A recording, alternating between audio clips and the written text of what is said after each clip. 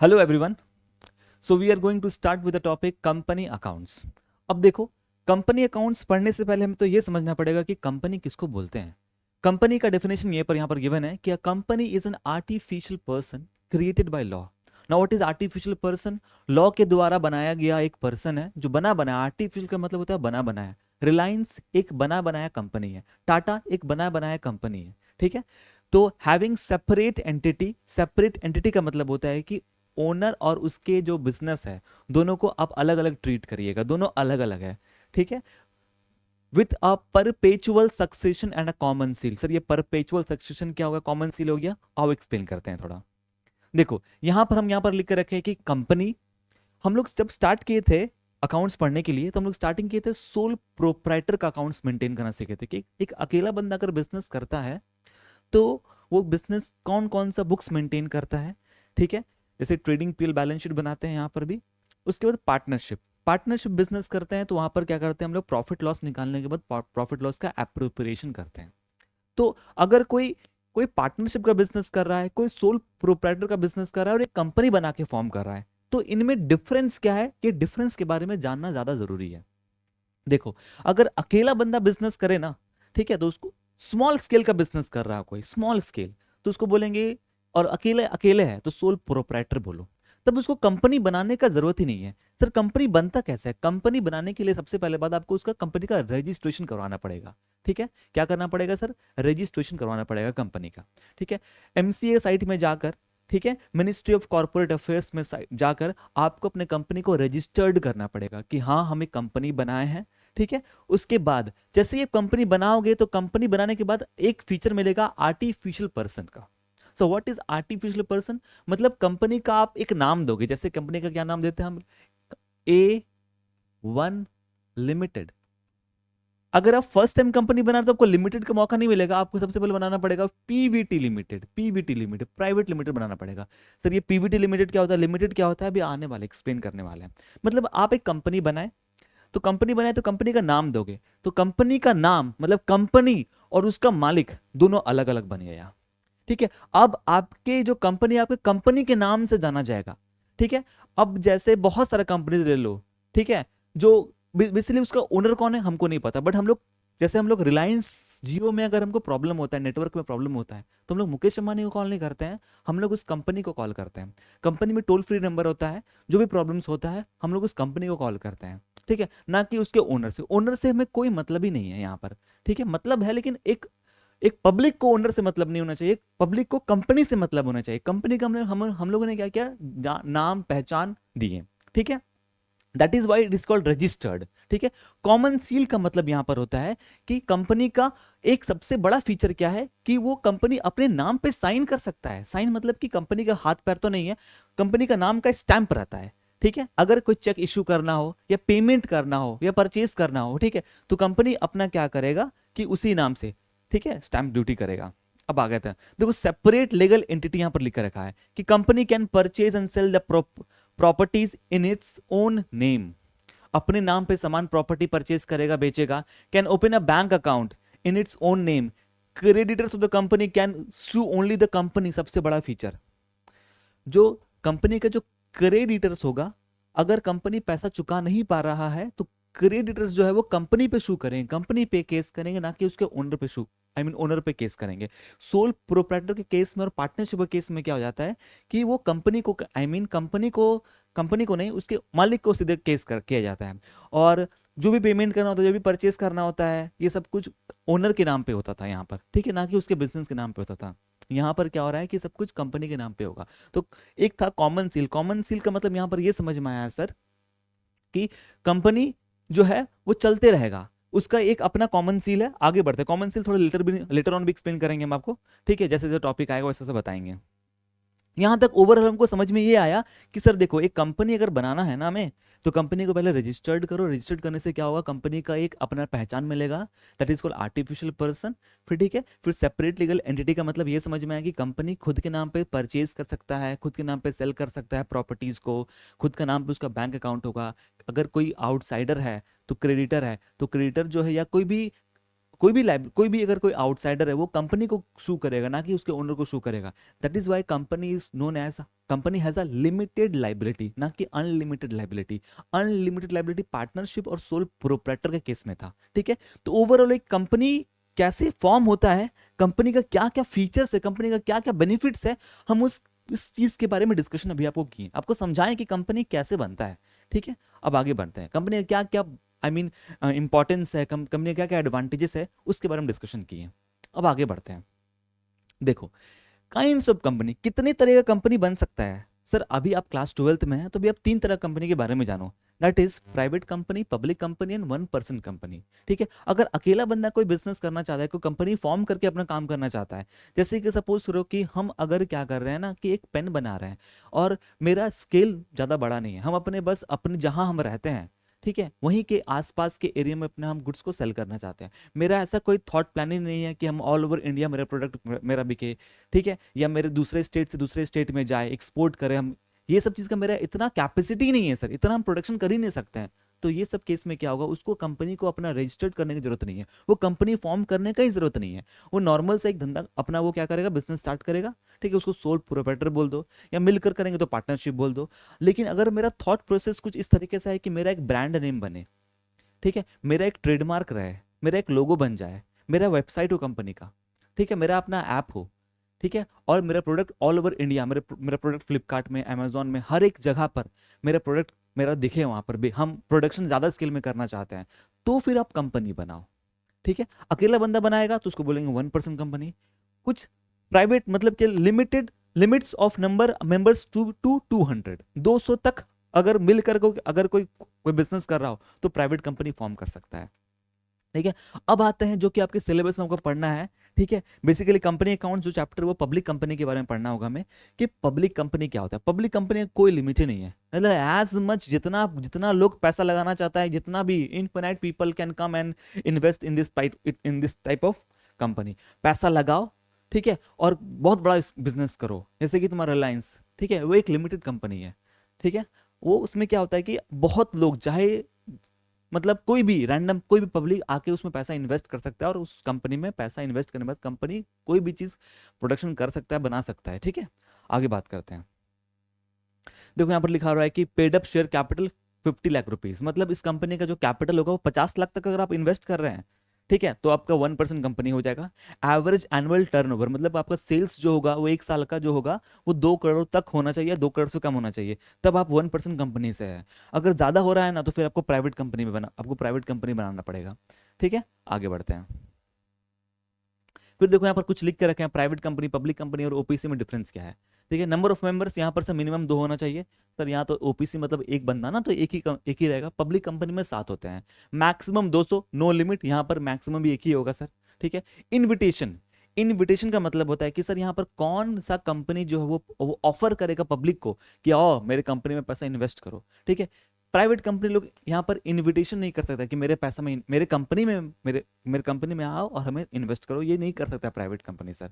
Private company क्या होता है कि 2-3 दिन मिलकर हम लोग क्या कर रहे थे, पहले पार्टनरशिप कर रहे थे हम लोग, ठीक है, कि आओ मिलकर बिजनेस किया जाए, ठीक है, 3 दोस्त मिलकर बिजनेस किया, उसको बोलते हैं पार्टनरशिप। लेकिन स्मॉल स्केल था, उन लोगों का थॉट प्रोसेस हम बताए ना आपको कि कोई ट्रेडमार्क, कोई लोगो, ऐसा कोई थॉट प्रोसेस नहीं था कि हमारा जो गुड्स है वो अलग अलग स्टेट में बिक जाए या हम लोग एक्सपोर्ट करें, ठीक है, ऐसा कोई थॉट प्रोसेस ही नहीं है। तो फिर वो कंपनी में रजिस्टर्ड क्यों करेगा।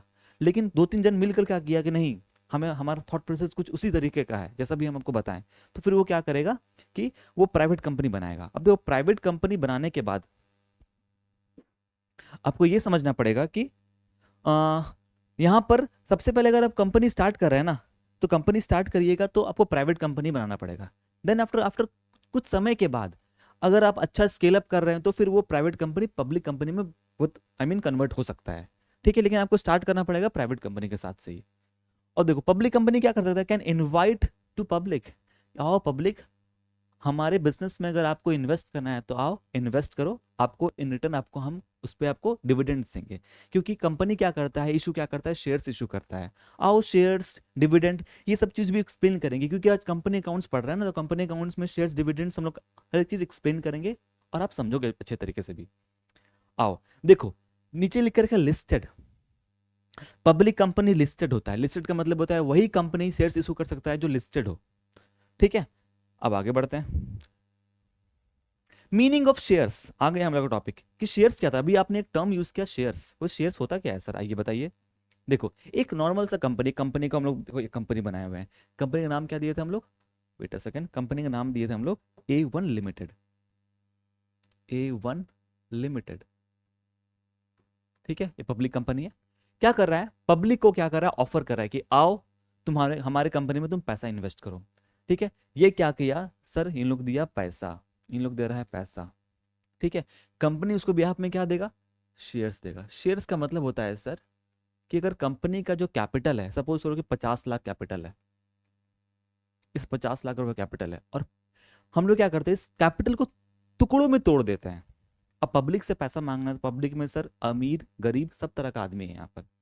कुछ 10,000 लोग, कुछ ऐसे लोग हैं जो सिर्फ 10,000 लगा सकते हैं, कुछ ऐसा लोग है जो 5 लाख भी लगा सकते हैं, ठीक है। तो अगर हम पब्लिक से ऑफर कर रहे हैं तो इसका मतलब है कि हम सबसे पैसा मांग रहे हैं, तो सबको सब ये ऑफर सबके लिए है। तो क्या करो कंपनी का जो टोटल कैपिटल है 50 लाख रुपए उसको चाहिए, तो 50 लाख को क्या करेगा, शेयर्स में तोड़ेंगे। कैसे तोड़ेंगे, पर शेयर का प्राइस डिसाइड करेंगे। पर शेयर का प्राइस अगर हम लोग रखते हैं 100 रुपया, तो कितना शेयर्स बन जाएगा सर, देखो ना, बन जाएगा 50,000 शेयर्स बन जाएगा। यही होता है शेयर्स। तो कंपनी जो है क्या, कितना शेयर्स इशू किया, 50,000 शेयर्स इशू किया। उसके बिहाफ में अगर कोई सपोज करो कि 100 शेयर्स परचेज करता है, सब पर 100 शेयर्स परचेज करता है, और पर शेयर का दाम कितना था सर, 100 रुपया ईच। कितना वो इन्वेस्ट कर दिया सर, वो इन्वेस्ट कर दिया कंपनी में 10,000 रुपया। ये समझ में आया, ठीक है। तो 2 शेयर्स, 5 शेयर्स, 6 शेयर्स, कोई एक शेयर्स भी परचेज कर सकता हो अगर कंपनी देना चाहे तो, ठीक है। तो यही होता है कि अब हमें इतना पैसा चाहिए ना, पब्लिक कंपनी का मतलब होता है कि इतना पैसा चाहिए कि नॉर्मल एक बैंक भी हमें पैसा नहीं दे सकेगा इतना, ठीक है। बैंक हमें कितना हेल्प करेगा, 500 करोड़, 1500 करोड़, 2000 करोड़, अरे हमारा डिमांड है तुम्हारा 20,000 करोड़, इतना बड़ा अमाउंट है। इतना बड़ा अमाउंट तो सर किसी बैंक के पास नहीं होगा।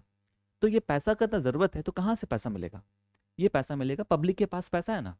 पब्लिक को बोलेंगे, पब्लिक देखो अगर तुम बिजनेस करना चाहते हो, ठीक है, घर बैठे बैठे हम एक कंपनी फॉर्म किए हैं, मेरा थॉट प्रोसेस ये है, हम ये प्रोडक्ट बनाना चाहते हैं, ठीक है।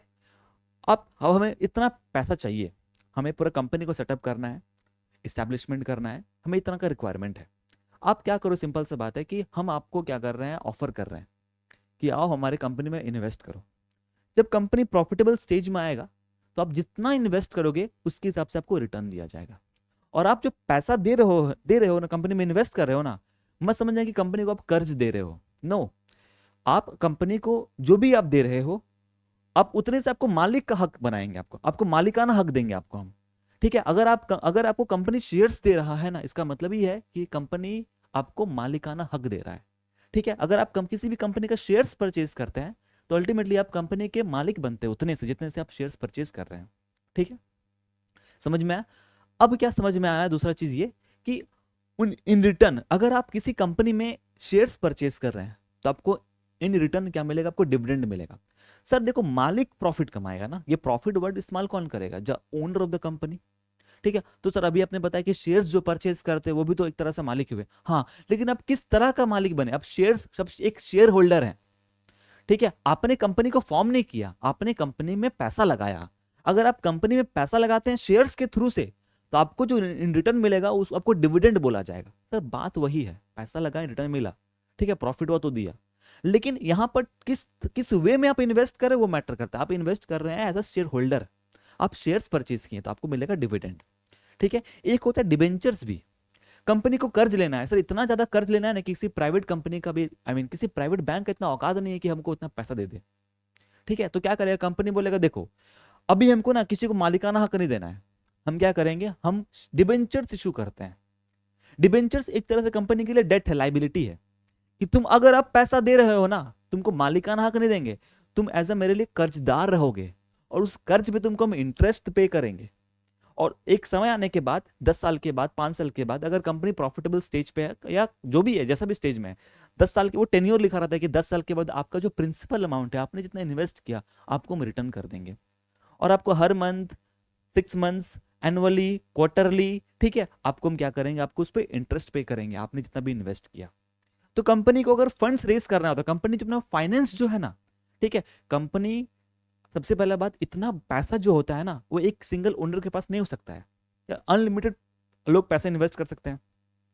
पब्लिक कंपनी बनाने का मतलब होता है कि ह्यूज कैपिटल रिक्वायरमेंट, और इतना ह्यूज कैपिटल चाहिए कि नॉर्मल बैंक के पास भी इतना पैसा नहीं है सर जितना आपका रिक्वायरमेंट है। तो कंपनी देखो दो तरीके से फंड्स रेज करता है, एक तो डिबेंचर्स इशू करके, दूसरा शेयर्स इशू करके। शेयर्स अगर इशू कर रहा है तो उसको क्या देगा कंपनी, डिविडेंड देगा। डिबेंचर्स अगर इशू कर रहा है और कोई डिबेंचर्स परचेज कर रहा है पब्लिक, तो उसको क्या देगा, उस रिटर्न में इंटरेस्ट पे करेगा।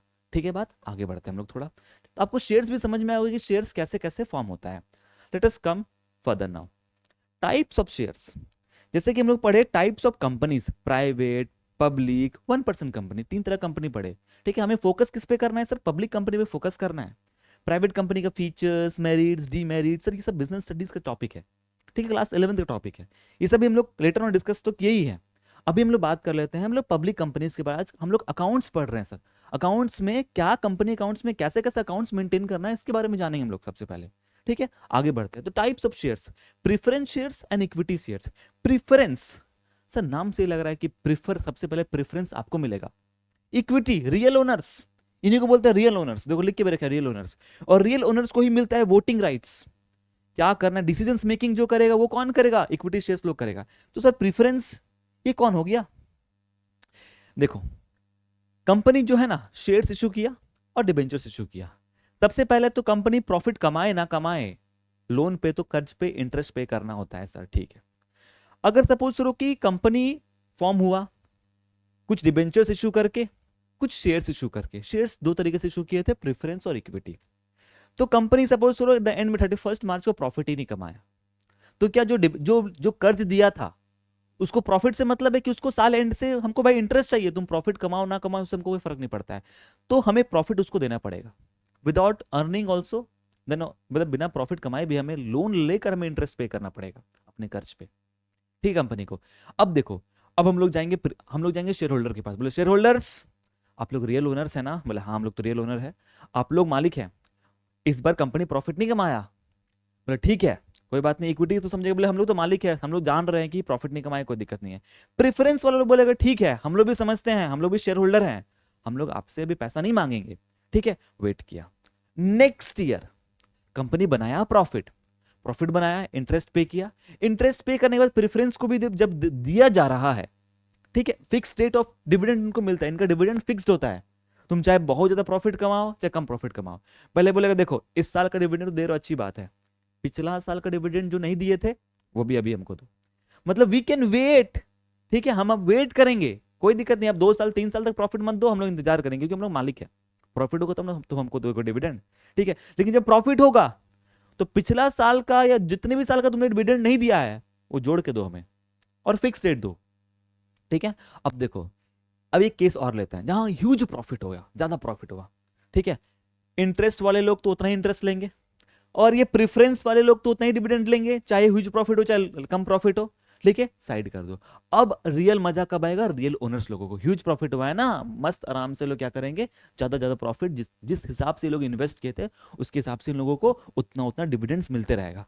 ठीक है, तो अपना अपना बेनिफिट है। अब आपको सोचना पड़ेगा कि हम किस तरह का चीज में, किस तरह का शेयर्स में या डेट में हम इन्वेस्ट करें जिससे कि हमको हमको पैसा कमाना हो, ठीक है, या रिटर्न कमाना हो। डिबेंचर्स में इन्वेस्ट करें कि बिना कोई टेंशन नहीं है हमको, एक फिक्स्ड अमाउंट ऑफ मिलते आएगा, या प्रेफरेंस में करें कि मेरा पैसा तो हमेशा मिलेगा, चाहे आज नहीं तो कल तो मिलेगा, या रियल ओनर्स की तरह सोच रखेंगे और कुछ बड़ा करेंगे लाइफ में, तो इक्विटी शेयर्स ले लेंगे। यही होता है types of shares.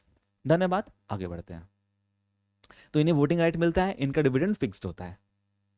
Now sir what is share capital, now shares तो समझ में आ गया सर कि कंपनी अपना कैपिटल को टुकड़ों में तोड़ता है और उसको शेयर्स में कन्वर्ट करता है। शेयर कैपिटल क्या बोलते हैं, the capital raised by the company by issue of shares.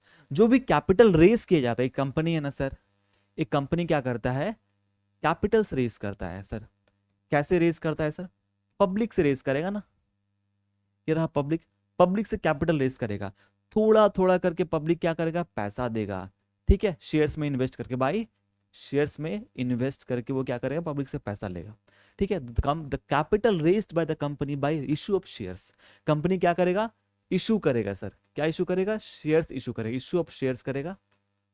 और उसके बिहाफ में कंपनी क्या देगा, आई मीन शेयर्स ये इशू किया, पब्लिक क्या देगा, उसके शेयर्स इशू कर, पब्लिक क्या करेगा, उसमें इन्वेस्ट करे, मतलब पैसा देगा। ठीक है, इसी को बोलते हैं शेयर कैपिटल। ठीक है, तो कंपनी में जो भी कैपिटल होता है शेयर कैपिटल बोलते हैं उसको हम लोग। आगे बढ़ते हैं, नेक्स्ट बढ़ते हैं, काइंड्स ऑफ शेयर कैपिटल। वाह, ये सबसे अच्छा टॉपिक है, काइंड्स ऑफ, मतलब कितने तरह का शेयर कैपिटल होता है। एक ऑथराइज्ड, एक इशूड होगा, एक सब्सक्राइब्ड होगा।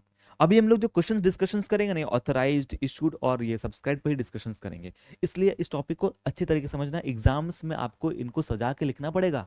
ठीक है, ऑथराइज्ड कैपिटल क्या होता है सर, आपने एक एग्जांपल लिया था, हमको अच्छे से याद है, आपने एक एग्जांपल लिया था जब आप पढ़ा रहे थे, ये वाला देखो कि मेरा कंपनी, हम जान मुझे छोटा अमाउंट लिए थे, 50 लाख रुपीज का आपने अमाउंट लिया था।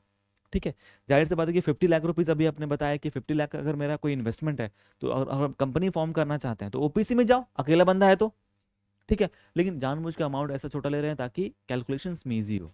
ठीक है, तो 50 लाख रुपीज जो मेरा टोटल, जो कंपनी का जो कैपिटल था, the total capital of the company, जो पब्लिक से पैसा लेना है, ठीक है, उसी को बोलते हैं ऑथराइज्ड कैपिटल।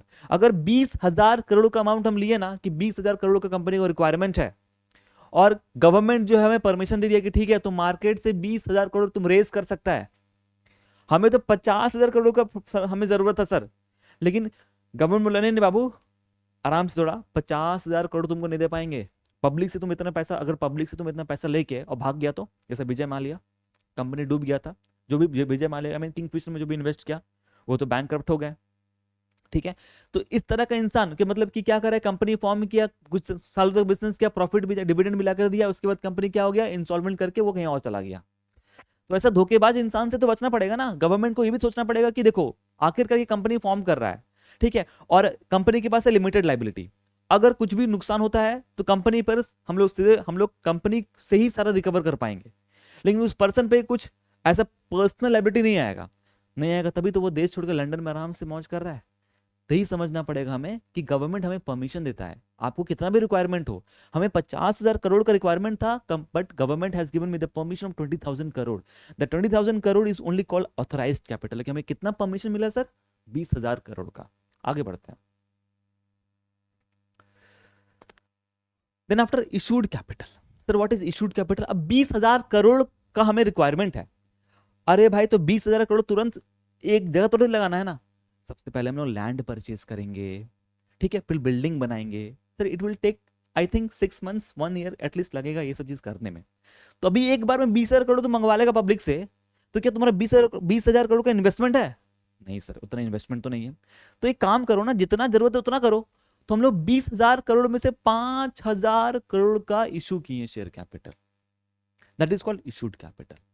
ठीक है, अब जितना इशू करोगे, मजा तब आता है पता, जितना इशू करोगे उतना कभी कभी क्या होता है कि उतना सब्सक्राइब नहीं होता है। अगर आप नया नया कंपनी स्टार्ट किए, फॉर्म किए, and it's a public company, अब वो गवर्नमेंट परमिशन दे चुका है कि ठीक है आप जाओ मार्केट से पैसा रेज कर सको, मतलब पब्लिक से पैसा उठा लो, बट पब्लिक को आप पे यकीन नहीं है, पता नहीं नया कंपनी है, डुबा देगा, ये कर देगा, लेके भाग जाएगा, तो आपने 5,000 करोड़ का क्या किया कि शेयर इशू किया। अब उसमें से क्या हो रहा है कि मात्र क्या हो रहा है कि कुछ मिनिमम 90% तो कम से कम आपका सब्सक्राइब होना चाहिए, उससे कम हो गया तो फिर आपको तो गवर्नमेंट बोलेगा ना, कंपनी पे कोई विश्वास नहीं कर, इस कंपनी को रद्द करो, हटाओ। ठीक है, तो मिनिमम 90% तो मिलना ही चाहिए, अगर नहीं मिल पा रहा है तो भी, तो फिर कहने का मतलब है उसका भी बहुत सारा उपाय है जो भी है। तो जितना हम लोग इशू करते हैं जरूरी नहीं कि उतना सब्सक्राइब हो जाए, और समटाइम्स क्या होता है, जैसे रिलायंस कंपनी हो गया या टाटा कंपनी हो गया, जो अच्छा महिंद्रा कंपनी हो गया, जो ये सब कंपनीज है ना, जब ये लोग शेयर्स इशू करता है ना, तो ठीक है, वो होता है, पता है क्या होता है, ओवर सब्सक्रिप्शन हो जाता है सर। 5,000 करोड़ इशू किया मार्केट में, लेकिन पब्लिक इशू किया ना, और क्या होता है, ज्यादा लोग अप्लाई कर देते हैं। जैसे क्या होता है कि किसी भी स्कूल में, जो अच्छा स्कूल हो या कोई कॉलेज हो, ठीक है, क्या होता है कि सीटिंग कैपेसिटी जो होता है वो 200 स्टूडेंट्स का होता है फॉर एग्जाम्पल, ठीक है, तो फॉर्म 200 से भी अधिक बिकता है सर। गवर्नमेंट जॉब निकालता है कि 100 सीट्स का वैकेंसी है, ठीक है, या नीट एग्जाम होता है, या आईटी एग्जाम होता है, तो मालूम होता है कि सर इतना 5,000 सीट ही है मात्र आईटी कॉलेज में, ठीक है, लेकिन क्या सिर्फ 5,000 सीट फॉर्म जो बच्चा पहले भर पाया हो गया, उसके बाद उन लोग फॉर्म नहीं बेचता है, फॉर्म भरने का हक, एग्जाम देने का हक सबको को है। अगर हम एज अ कंपनी अगर हम शेयर्स इश्यू कर रहे हैं, अगर ऑफर कर रहे हैं पब्लिक को, तो ये ऑफर सबके लिए है। आओ, फॉर्म भरो और पैसा इन्वेस्ट करो। Now the company will decide, the school and the college and the IT जो भी है, ये लोग डिसाइड करेगा कि किसको देना है किसको नहीं देना है। हमेशा ओवर सब्सक्रिप्शन होता है अच्छे अच्छे कॉलेजेस में या नीट एग्जाम्स में, जो भी एग्जाम्स में क्या होता है कि लोग अधिक फॉर्म भरते हैं, अप्लाई बहुत लोग करते हैं, फिर जिनका जिस तरह से रैंक आता है, मार्क्स आता है, जो भी प्रेफरेंस, कभी कुछ कॉलेज भी प्रेफरेंस देता है, जो भी जिस तरीके से, ठीक है, फिर उनको अलॉट किया जाता है। तो यहां पर भी वही होगा कि इशू करेंगे तो 5,000 करोड़, लेकिन ओवर सब्सक्रिप्शन भी हो सकता है या अंडर सब्सक्रिप्शन भी हो सकता है, या जितना इशू किया उतना सब्सक्राइब हो गया। ये 3 केस हो सकता होगा सर, ठीक है। तो इसलिए 3 काइंड्स ऑफ शेयर कैपिटल बन गया कि authorised capital, registered capital, nominal capital. कि जितना आपने रजिस्टर्ड, आपको गवर्नमेंट जितना आपको रजिस्टर किया 20,000 करोड़ का, तो आपका हो गया होगा रजिस्टर्ड, ऑथराइज्ड या नॉमिनल कैपिटल बोलो उसको। फिर आपने उसमें से आपने कितना इशू किया वो हो गया। अब एक बार में भी सारा इशू कर सकते हैं, आपका मर्जी। आप तोड़ तोड़ कर भी इशू कर सकते हैं, your wish. And the last one is subscribed capital, कि कितना सब्सक्राइब हुआ है। ठीक है, यहां तक क्लियर हो गया? ठीक है सर, यहां तक भी क्लियर हो गया, समझ में आ गया। Now let us come, subscribed capitals are shown under 2 heads, subscribed and fully paid up, subscribed but not fully paid up. देखो, फुल्ली पेड अप का मतलब होता है कि देखो, एक है मिस्टर ए, मेरा क्या है, शेयर होल्डर है ये। बात समझिएगा, बड़ा इजी चीज है। अभी क्या कर रहे हैं सर, आप कंपनी अकाउंट्स पढ़ा रहे हैं। कंपनी अकाउंट्स में क्या पढ़ा रहे हैं सर, बेसिक टर्म्स पढ़ा रहे हैं। क्योंकि अभी हम लोग जब क्वेश्चन में डिस्कशन करेंगे तो सब subscribed capital, fully paid up, not fully paid up, authorised, nominal, सब क्या है सर। तो डायरेक्टली कर क्वेश्चन बनाना शुरू करें तो आप लोग पागल हो जाओगे, बोलेगे बहुत डिफिकल्ट चैप्टर है सर। तो फर्स्ट ऑफ ऑल किसी भी चैप्टर में इन करो ना, पहले बेसिक्स फंडा समझो कि कंपनी अकाउंट्स है क्या सर, कंपनी है, होता क्या है। आपको कंपनी के बारे में समझाएं, फिर कंपनी के बारे में समझाने के बाद आपको हम शेयर्स के बारे में समझाएं, शेयर कैपिटल के बारे में समझाएं, टाइप्स ऑफ शेयर्स बताएं, काइंड्स ऑफ शेयर कैपिटल बताएं। ठीक है, अब आपको बता रहे हैं कि फुल्ली पेड अप क्या होता है आज। ठीक है, मिस्टर ए शेयर होल्डर एक है, ये क्या किया कि कंपनी है, कंपनी इशू किया 10,000 शेयर्स, ठीक है, एट द रेट 10 ईच, मतलब एक शेयर का दाम 10 रुपया था। और पता है 10 रुपये कैसे मंगवा रहा है, तोड़ तोड़ के मंगवा रहा है। बोलेगा एप्लीकेशन पर हम तुमसे लेंगे 3 रुपया, अलॉटमेंट पे तुमसे लेंगे हम 5 रुपया, और first call and final call लेंगे 2 रुपया। 10 रुपया हो गया। 10 रुपये पैसा मंगवाना है तो भी तोड़ तोड़ के मंगवाएंगे। एप्लीकेशन पहले फॉर्म भरो, फिर उनको अलॉट करो, फिर फर्स्ट एंड फाइनल कॉल करके सारा पैसा मंगवा लो। चाहे तो कंपनी एक बार में सब सारा पैसा मंगवा सकता है शेयर होल्डर से, या तोड़ तोड़ कर मंगवाएगा, वो उसकी मर्जी है सर कंपनी की। कि अगर एक बार मंगवा लेंगे और उतना पैसा की जरूरत नहीं है, तो जितना पैसा की जरूरत है उसे आपसे पैसा मंगवाएंगे, application, allotment, first call, final call. ठीक है, इस तरीके से पैसा मंगवाते हैं। तो एक मिस्टर मिस्टर एक शेयर होल्डर है, कंपनी टोटल 10,000 शेयर इशू किया, और मिस्टर ए जो है वो 500 शेयर्स का मालिक है। ठीक है, वो क्या किया है कि सारा पैसा दे दिया। जब जब कंपनी कॉल किया तब तब वो पैसा लाके रेडी है, लीजिए सर पैसा, हम कंपनी का मालिक है, हम कायदे से जब अब कंपनी डिमांड करेगा पैसा का, हम लाके आपको दे दे रहे हैं। सब्सक्राइब्ड, मिस्टर ए सब्सक्राइब हुआ तभी उसको 500 शेयर्स मिला, और फुल्ली पेड अप, सारा पैसा दे दिया सर। अब आते हैं, एक है मिस्टर बी।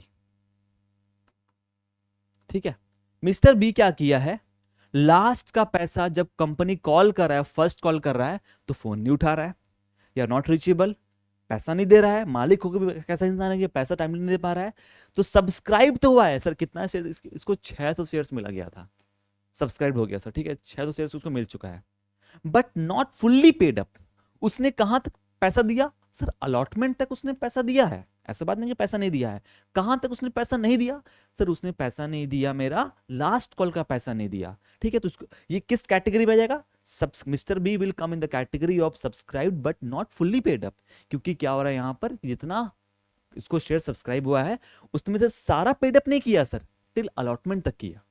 ठीक है, जो पैसा नहीं दिया उसी को तो बोलते हैं कॉल्स इन एरियर। क्या बोलते हैं, कॉल्स इन एरियर। आगे बढ़ते हैं, तो यहां पर कुछ लिख के भी रखे हम,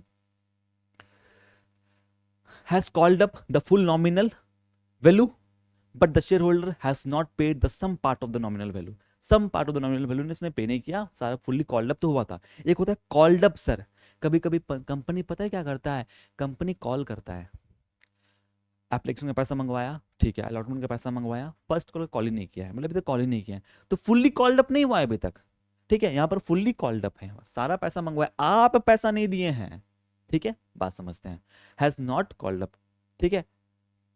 अब ये तो क्या पता नहीं, हटा इसको, पता तो हमें है लेकिन हमें अभी ये बताना अभी नहीं है आपको, ठीक है। आगे बढ़ते हैं। अब देखो सर, यहां तक तो मैं समझ में अच्छे तरीके से आ गया, ठीक है। एक चीज आपको समझा देते हैं इस बीच में, जो कि जब पढ़ रहे समझ लेते हैं। एक होता है रिजर्व कैपिटल, ठीक है, एक होता है रिजर्व कैपिटल सर, ठीक है, एक होता है कैपिटल रिजर्व, ठीक है। कैपिटल रिजर्व का मतलब होता है कि अगर आप, रिजर्व का मतलब होता है सर प्रॉफिट का पार्ट, कैपिटल रिजर्व का मतलब होता है कि आप कैपिटल क्रिएट करने के टाइम पर अगर आपको फायदा हो गया, ठीक है, फायदा कैसे हो सकता है बता रहे हैं। हम शेयर्स इशू किए हैं, तुम्हारा 100 रुपये प्राइस था, लेकिन हम देखे अरे भाई मेरे कंपनी का तो कुछ अच्छा ही डिमांड है मार्केट में, सब मेरा शेयर्स लेना चाहते हैं, बोलेंगे 100 का चीज 105 में देंगे, लेगा लोगे, उसको बोलते हैं प्रीमियम इशू करना, हक से बोल रहे हैं कि 100 का चीज 105, महंगाई बढ़ा दी है, अपने शेयर्स का प्राइस बढ़ा दिया, ऐसा हो सकता है सर? हाँ हो सकता है, कंपनी ऐसा भी करता है, ठीक है। जब देखता है कि मेरा शेयर्स डिमांड में है तो बढ़ा दिया, तो क्या हो रहा है कि कंपनी अपना कैपिटल क्रिएट करने के टाइम पे उससे कुछ फायदा हो जा रहा है, प्रीमियम इशू कर रहा है, उसी को बोलते हैं तुम्हारा क्या, तुम्हारा रिजर्व कैपिटल, ठीक है, मतलब कैपिटल रिजर्व, सॉरी, कि कैपिटल क्रिएट करने के टाइम पे क्या हो गया, हमें कुछ फायदा हो गया, तो वैसा फायदा को कहां ट्रांसफर करेंगे, कैपिटल रिजर्व में, ठीक है। बहुत समझ में आया? और बताते हैं, जैसे क्या हो गया कि एक मेरे पास एक एसेट था, जैसे भाई एक मशीन था, 2 करोड़ का मशीन था, और वो मशीन हमको लगा इसको रिप्लेस करना है, 2 करोड़ का मशीन यूज किए 3 साल तक, डेप्रिसिएशन होके तुम्हारा हो गया, उसका वैल्यू हो गया 1 लाख, 1 करोड़ 60 लाख हो गया, ठीक है।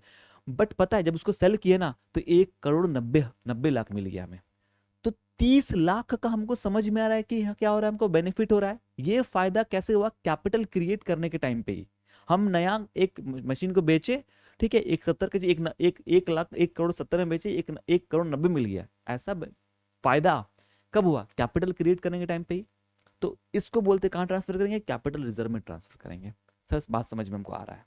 एक होता है रिजर्व कैपिटल, रिजर्व कैपिटल का मतलब होता है कि कंपनी का था एप्लीकेशन का प्राइस, अलॉटमेंट का प्राइस, कंपनी अभी तक फर्स्ट कॉल किया ही नहीं है, तो क्या ये रिजर्व कैपिटल बोलो इसको, ये कैपिटल रिजर्व नहीं है, ये 2 रुपए पे जो भी 10,000 शेयर इंटू 2 रुपए करेंगे तो तुम्हारा होगा 20,000 रुपया, 20,000 रुपया, इतना छोटा सा एग्जाम्पल है जानबूझ के, ये तुम्हारा क्या बन जाएगा, इसको बोलते हैं रिजर्व कैपिटल। कंपनी ने अभी तक क्या किया है, इसको अभी तक कॉल नहीं किया है, इसको बोलेंगे रिजर्व कैपिटल।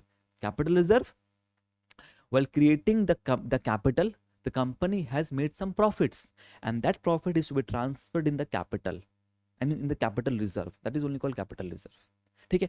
रिजर्व कैपिटल का मतलब क्या होता है सर, जो कॉल्ड अप प्राइस नहीं है, जो ये नॉट कॉल्ड अप प्राइस जो है ना, उसी को बोलते हैं रिजर्व कैपिटल। ये भी चीज क्लियर कर दी है, सब बेसिक टर्म्स था, याद रखिएगा। आगे बढ़ते हैं, ठीक है। अब देखो क्या है ना कि कंपनी अकाउंट्स पढ़ रहे हैं, सो कंपनी अकाउंट्स में जो बैलेंस शीट बनता है ना सर, वो थोड़ा सा अलग फॉर्मेट में बनता है। नॉर्मल पार्टनरशिप में क्या था कि इस तरीके बनाते थे, टी शेप बनाते थे, इधर एसेट्स लिखते थे, लाइबिलिटीज लिखते थे, है कि नहीं?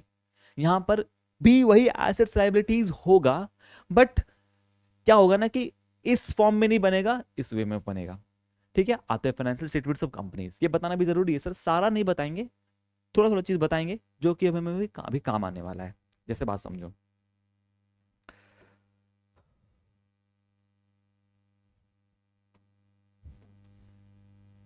कंपनी का जो फाइनेंशियल स्टेटमेंट्स है वो उसका 2 हेड होता है, ठीक है।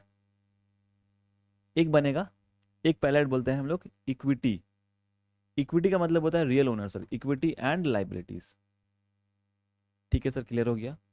और दूसरा हेड होता है, उसको बोलते हैं, क्या बोलते हैं हम लोग, एसेट्स का हेड बनेगा सर, ठीक है। ऐसा ही तो था, वहां पर भी 2 हेड ही था। अब इक्विटी एंड लाइबिलिटीज में जो पहला पॉइंट आएगा, जो पहला पॉइंट आएगा वो बोलते हैं हम लोग क्या, शेयर होल्डर फंड्स, हेड रहेगा, ठीक है, share holder funds.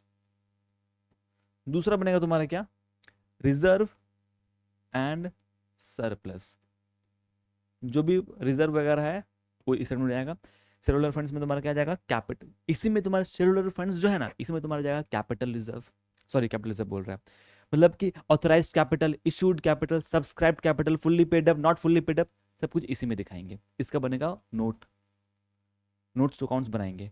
Reserve and surplus का भी नोट्स टू अकाउंट्स बनेंगे, कहाँ कहाँ से रिजर्व्स, कौन कौन सा रिजर्व जो होता है हम लोग कंपनी में कैसे कैसे क्रिएट होता है और कैसे दिखाते हैं ये। तो बात समझ में पता है क्या आया कि इनका जो नोट्स टू अकाउंट्स हमें बहुत अच्छी तरीके से समझना पड़ेगा।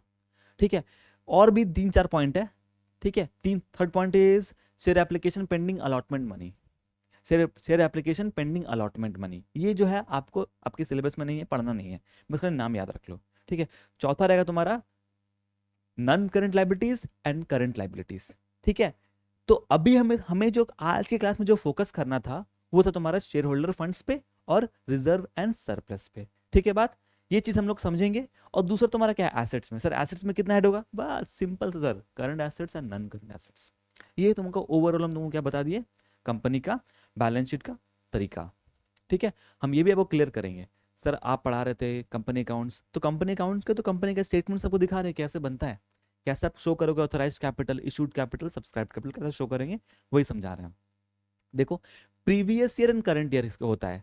हम लोग जो कंपनी का जो बैलेंस शीट होता है ना, उसमें 2 अमाउंट कॉलम बनेगा, एक प्रीवियस का एक करंट ईयर का, ताकि हम लोग कंपेयर कर सके कि प्रीवियस ईयर में कितना मेरा कैपिटल्स था, अभी कितना हुआ, कितना। अगर मेरा रिजर्व एंड सरप्लस बढ़ रहा है तो अच्छी बात है कि हाँ प्रॉफिट होता है तो रिजर्व बढ़ रहा है, so that we can compare with the previous year, that is why the previous amount is also given over there.